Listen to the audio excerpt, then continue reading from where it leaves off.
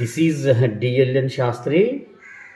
2015లో పోలీసులు ఒక SC ST case పెట్టారు.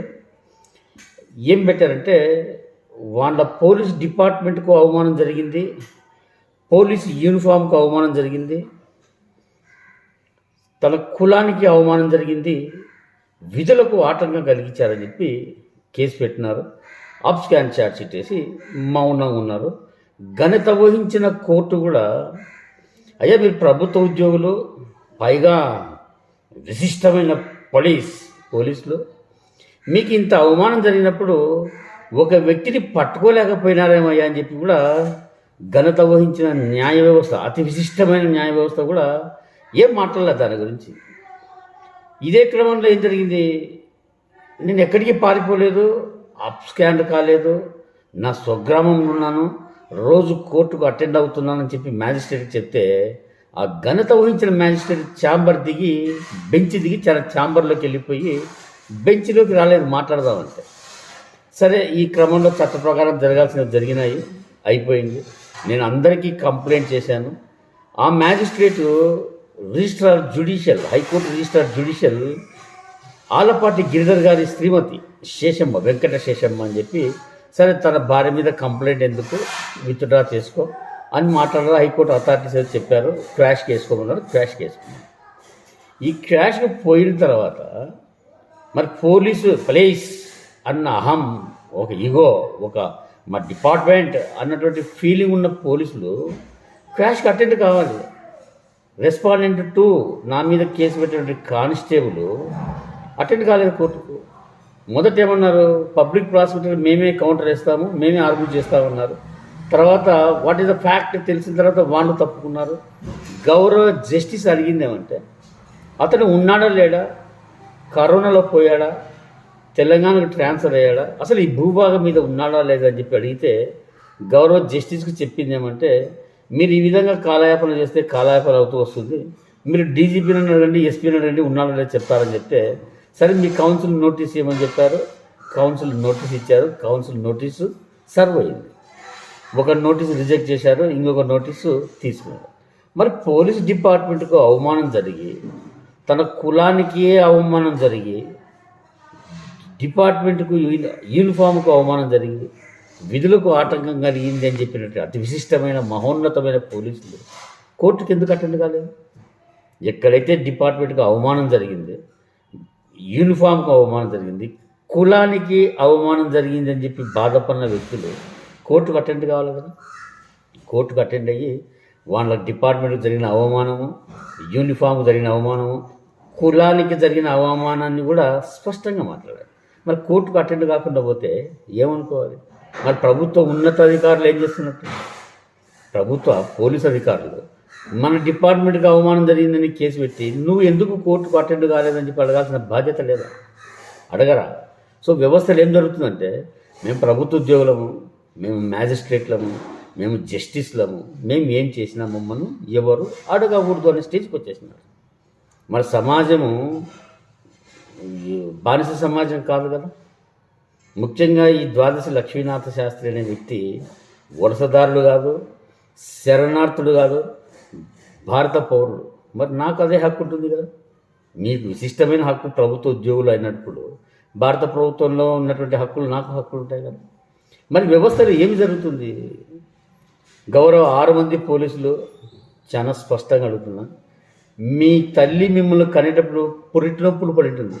ఆ పురిటి నొప్పులకు ఇచ్చుకునే గౌరవం మీద ఎంత కష్టపడి కనింటుంది మీ తల్లి మిమ్మల్ని, ఎంత ఆతృతతో ప్రేమతో మీ చదువుబాలు ఇచ్చింటుంది మీ తల్లి మీకు. ఆ పురిటి నొప్పులకు విలువించుకోరు, చదువుబాల పవిత్రతకు విలువించుకోవాలని బతుకుతున్నారంటే ఎవరి కోసం ఆ బతకడం? దేనికోసం ఆ బతకడం? చేతిలో పెన్ను పేపర్ ఉంది, అధికారం ఉంది, కేసులు పెడుతున్నారు, బాగుంది. మనం నడపాలా కదా. అటెండ్ కావాలా, నడపాలా, మాట్లాడా, సీరియస్ చేసి చూపించుకోవాలి. పోలీస్ ఉంది కదా, పోలీస్ అంటారు కదా. మరి ఏమైంది ఈరోజు? ఏమైంది? ఎందుకు ఈ పాడు బతుకులు, ఎందుకు ఈ దౌర్భాగ్యము బతుకులు, ఎందుకు? ఒకరి కోసం అని చెప్పి వ్యక్తిత్వం చంపుకోవడమా, మనస్సాక్షి చంపుకోవడమా, నైతిక విలువలు చంపుకోవడమా? ఒకవైపు పోలీస్ అని మాట్లాడుతున్నప్పుడు మీ పోలీసులకు అవమానం జరిగింది, మా డిపార్ట్మెంట్కి అవమానం జరిగింది, యూనిఫామ్కి అవమానం జరిగింది, ముఖ్యంగా కులానికి అవమానం జరిగిందని చెప్పి కేసు పెట్టినప్పుడు గౌరవ కోర్టు ముందరకు వచ్చి ఆర్గ్యుమెంట్ చెప్పాలి కదా. ఏదో రాసామో అక్కడ పడేసాము. ఇదే దీనికోసమా మీ యూనిఫామ్ని మీరు అవమానించుకోలేదు? మీ పోలీస్ డిపార్ట్మెంట్ దిగజార్చుకునేది దీనికోసమా? వ్యక్తిత్వాన్ని చంపుకునేది దీనికోసమా? తప్పుడు సంతకం పెట్టేటప్పుడు మనస్సాక్షి చంపుకొని బతుకులా ఏం సాధించినారు? ఒక వ్యక్తిగా నాకు వచ్చిన నష్టమేం లేదు. ఈరోజు పోరాడను, నిలబడుకున్నాను, ఎక్కడికి అప్స్కాన్ కాలేను, నిర్భయంగా మాట్లాడుతున్నాను. నేను అత్యంత దుర్భరమైన దరిద్రమైన వ్యవస్థ ఏమంటే 2018లో 19 మంది పోలీసుల మీద కేసు పెడితే నోటీసులు తీసుకొని కోర్టు నోటీసులు తీసుకొని కోర్టుకు కనపడలేదు, పారిపోయినాడని చెప్తే ఇంతటి దౌర్భాగ్యపు వ్యవస్థలలో ఉన్నామా మనం? సామాన్యమైన పౌరుడిని నేను ఏ విధంగా బతికినా, ఏ విధంగా అబద్ధాలు చెప్పినా తప్పించుకోవడానికి, బ్రతకడానికి శతకోటి మార్గాలు చెప్పుకున్న అర్థం ఉంది. కానీ ఒక నిర్దిష్టమైన వ్యవస్థలో ఉంటూ, ఒక నిర్దిష్టమైన గౌరవంలో ఉంటూ, మీకు ఒక ఉద్యోగము, జీతము, ప్రొటెక్షన్, భద్రత ఇస్తున్నప్పుడు ఎంత ఉన్నతంగా ఉండాలి? నిన్ననే మొన్న వచ్చిన కొత్త అధికారులు కూడా చెప్తే వాళ్ళు కూడా మనసాక్షి చంపుకుంటున్నారంటే ఎటువంటి వ్యవస్థలో జీవిస్తున్నామన్న నిర్ణయానికి మీరు రండి. సామాన్యమైన పౌరుడు, సామాన్యమైన సమాజము, అభద్రతా భావంలో జీవితాలు కొనసాగిస్తున్న సమాజము వారు ఆలోచించాల్సింది.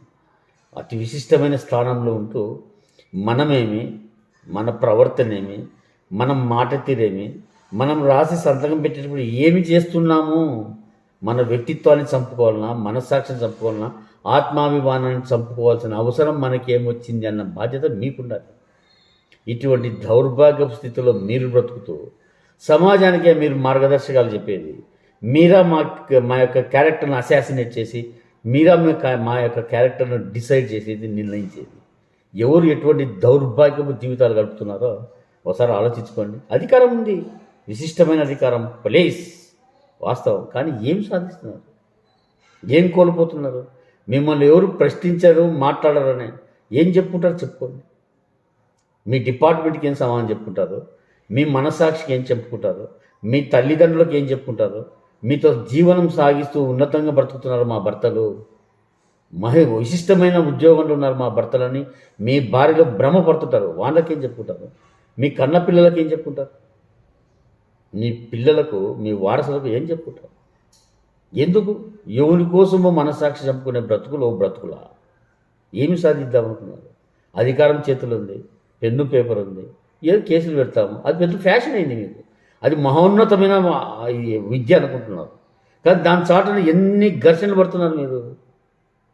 మానసిక ఘర్షణ, మనస్సాక్షి చంపుకుంటున్నారు, కుటుంబ విలువలు చంపుకుంటున్నారు. తల్లి పడ్డటువంటి పురిటి నొప్పులకు ఎంతో విశిష్టమైన గౌరవం ఉంటుంది, ఆ గౌరవాన్ని దిగదార్చుకుంటున్నారు. తల్లి చనుబాలు తాగినటువంటి పవిత్రత దాన్ని దిగదార్చుకుంటున్నారు. ఏం సాధించుకుంటున్నారో మీరు ఆలోచుకోండి. వ్యక్తిగతంగా నాకు నష్టం ఏం జరగలేదు. ఒక భారత పౌరుడిగా, సామాన్యమైన సమాజంలో బ్రతుకున్న వ్యక్తిగా నేను నిర్భయంగా పోరాడుతున్నాను, నిర్భయంగా మాట్లాడుతున్నాను. ఇటువంటి దొంగ తిరుగు చేష్టలు చేయలే. ఒక మనిషియే పుట్టిన తర్వాత తప్పుంటే తలదించుకోవాలి, తప్పు లేకపోతే నిర్భయంగా బతకాలి. తప్పు చేసినప్పుడు దేవుడైనా సరే నిర్భయంగా మాట్లాడదు, దాంట్లో తప్పేం లేదు. కానీ ఈ విధమైన బ్రతుకులు అవసరమా? ఒకవైపు ఏ ప్రభుత్వం వస్తే ఆ ప్రభుత్వానికి లాలిపాప్ బతుకుతున్నారు మీరు. ప్రభుత్వం మారితే దీనమైన స్థితిలో ఉంటున్నారు. అరే వినోద్ కుమార్, అరే భోషుడికే ఈరోజు నిన్ను ఏం పెట్టారు? విఆర్లో పెట్టారు. అంటే మున్సిపాలిటీ వాళ్ళు వీధి కుక్కలు ఇచ్చుకుపోయి ఒక చోట పడేస్తారు. అట్లా మీ డిపార్ట్మెంట్ తీసుకుపోయి నిన్ను విఆర్లో పడేసింది. మరి నీకు ఇప్పుడు పౌరుషం లేదు, నీ ప్లేస్ అన్నటువంటి అహంకారం లేదు. ఒక డిఎస్పీ అని చెప్పి ఫెరోసియస్ ఈగో, ఆ కసి, ఆ యొక్క రౌద్రం ఏమైనా ఇవన్నీ అన్నీ చంపుకొని విఆర్లు ఎందుకున్నాం? కోర్టు పోకూడదు, నువ్వు నాకు పోస్టింగ్ ఇవ్వండి, నేను చాలా ఫెరోసియస్, నేను బంగారము డైమండ్ కన్నా అతీతుని, అత్యంత విలువైన వ్యక్తిని, నన్ను విఆర్లు ఎట్లా పెడతారని చెప్పి అడగదు. ఇంకా మారండి, చట్టాలు మారుతున్నాయి, కొత్త చట్టాలు వచ్చినాయి. ముఖ్యంగా సమాజం సెక్షన్లో చట్టాల గురించి తెలుసుకుంటుంది, మాట్లాడుతున్నారు. మేలుకోండి. ఇంకా మీరు ఈ Tom and Jerry, Mickey mouse ఆట మానుకోండి. మీరు మ్యాజిస్ట్రేట్లకు సహకారం, మ్యాజిస్ట్రేట్ పోలీసులకు సహకారం. మీరేదో బిజీగా ఉన్నారా, మీ జీతాలు రావాలని చెప్పి సమాజంతో అమాయక సమాజంతో ఆడుకోవడం తప్పు. అత్యంత నీచమైన వ్యవహారం అంటే సాటి మనిషిని బాధ పెట్టి పైశాచిక ఆనందం పడడం అనేది అత్యంత దుర్భరమైన దౌర్భాగ్యమైన పరిస్థితుల్లో ఉన్నట్టే. అది అర్థం చేసుకోండి. ఇంకొకసారి చెప్తున్నాను, మీ తల్లి కన్నా పురిటినొప్పులకు పవిత్రత, గౌరవం, బాధ అనేది ఉందా లేదా ఆలోచించుకోండి. మీ తల్లి పాలు చనుపాలు తాగిన పాలకు పవిత్రత ఉందా లేదని చెప్పి నిర్ణయించుకోండి. చూద్దాం ఈ కేసు ఏమవుతుందో, ఏం నిర్ణయించుకుంటారో, ఏం జరుగుతుందో చూద్దాం. నేను సిద్ధంగా ఉన్నాను, మీరు కూడా సిద్ధంగా ఉంటారనుకుంటున్నాను. ఫైనల్ కూడా చెప్తున్నా, మీరు ఏం కాదు ఇంతతో నడుస్తుంది అనుకుంటున్నారు. మీ ఆస్తులు వీకి బజార్లో కూర్చోబెడతారు. ఇది వాస్తవము, యథార్థం. చూతురు డిఎల్ఎన్ శాస్త్రి అనే వ్యక్తి ఏమి చేస్తాడు, ఏమి చేయగలుగుతాడు అనేది మీరే చూద్దరు. వెయిట్ చేస్తూ ఉండండి. ఈ సమస్య ఇంతతో ముగిసింది అని చెప్పి అనుకోవద్దండి. చూద్దాం ఏం జరుగుతుందో. So this is incredible India, DLN Sastry.